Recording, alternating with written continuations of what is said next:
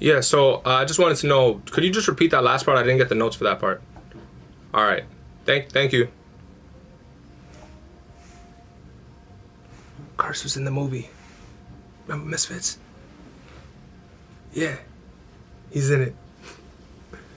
Go through the intro.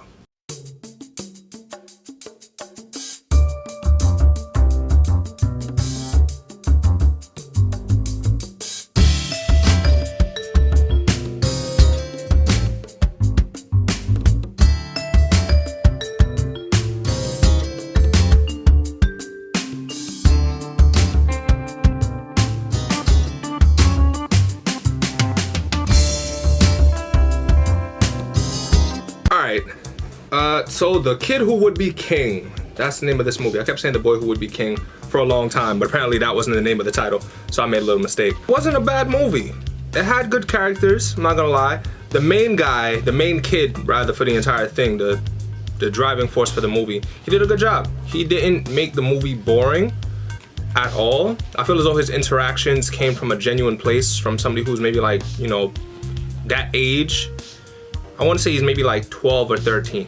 That seems pretty authentic to me for somebody who hasn't been 12 or 13 for like the past 12 to 13 years. God, I'm getting old. All jokes aside, I think he did a good job. The movie was well done in that regard for casting the right person. His best friend, Bettersphere, I believe that's what his name was pronounced as, and he did a good job too. The thing is for me is that I felt as though they tried to rush past their friendship to try to get to the main point of the story. I don't feel as though it had the chance to necessarily get flushed all the way out. I felt as though the few conversations that we saw them have in the intro was a little bit too small to really say that, yeah, they're best friends. It's kind of like when you watch a movie and then they try to give you a bunch of this is what happened before, but nobody saw it happen, so they want you to believe that they're friends based on what they're telling you. That's how I felt. But he did a good job too. He had the whole magic thing that he wanted to do. And you know what? I'm not gonna spoil it for you guys.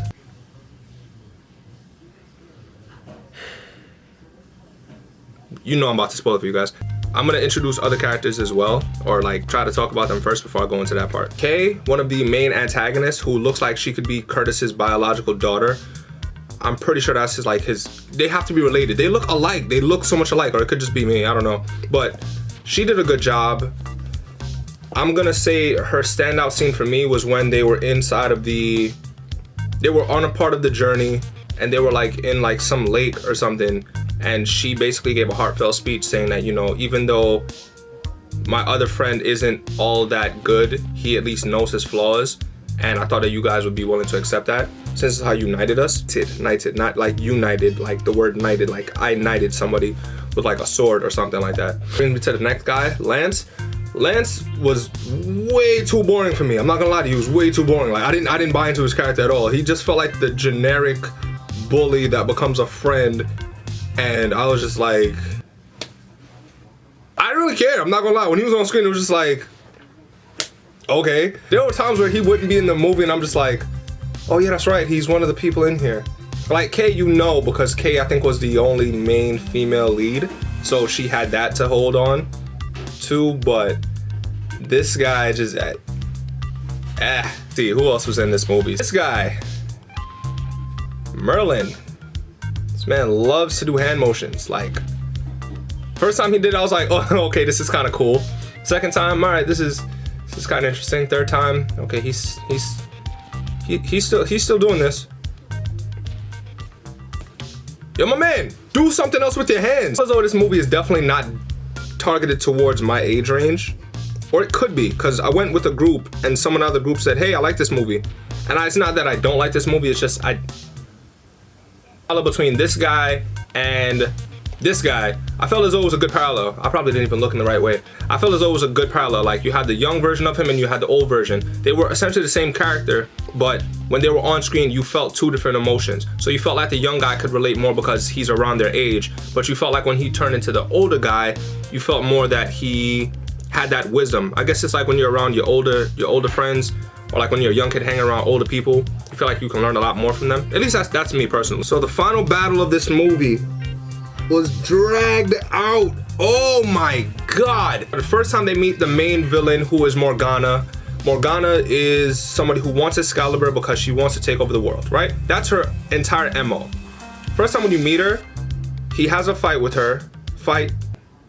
Alex has a fight with Morgana. And it's an interesting enough fight because he does something in the fight that shows that he was paying attention when he was being trained on how to fight. Maybe a few minutes earlier on in the movie. We see Merlin come in and say, oh, the world's still gonna end because you didn't defeat her. And I'm just like, okay, this is gonna take a while to get to.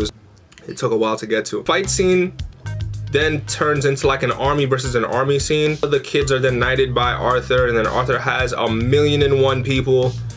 And he has the entire school versus like an army of the undead. It sounds so cool. If it was the first time, like that's what made this movie so irritating for me. It dragged out. It was maybe an hour and a half. It felt like a 2-hour movie, to be honest with you. It felt like a 2-hour movie. That's a problem. When you're watching a movie, you shouldn't feel time affecting you unless it's because you don't want the movie to end too soon. So that was a big problem. Y'all really can't let me do a review in peace? My bad, guys. Sorry about that. I should definitely go ahead and put this on vibrate. One of these characters were to die, I wouldn't necessarily care. I'd just be like, eh. Because there was nothing that made me feel attached to them. Maybe if Bedivere, God forbid something happened to him and Alex had to come and save him, okay, cool. But Kay and Lance, I don't know, I just felt like they were way too expendable. There was nothing about them that made me say, okay, they're a solid part of this team. We don't want anything to happen to them. Ending felt, I'm gonna say the ending felt cheap because I felt as though they're trying to set up for a sequel, and if it does well and it gets a sequel, cool. But I had fun. I had fun watching the movie. Don't get me wrong. I'm not gonna say the movie was trash. The movie was not trash. It's just that it was entertaining to me, but maybe not for the reasons that the directors intended for a movie. And I'm scared. The people who directed the movie did a good job. That was probably their goal, to scare you. I watched this movie because it was a modern take on the Knights of the Round Table. And then I realized that there was only 4 kids who were a part of the Round Table. And then they just added in a bunch of people at the end of the fight.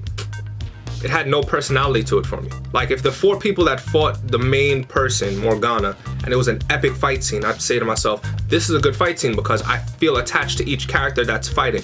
They didn't even do that. What they did was they had Alex fight against Morgana for maybe 5 minutes, and then the other 3 were just like hoisted up into the roof somewhere, and they weren't even able to fight. Okay, I guess this is the end of the movie. What? Oh, that's not the end. Here's the end of the movie with everyone else, and it was just generic people. That there was questions that were left unanswered, not questions that would lead into a sequel, but more so questions that was just, I didn't get how it worked. Where was his dad?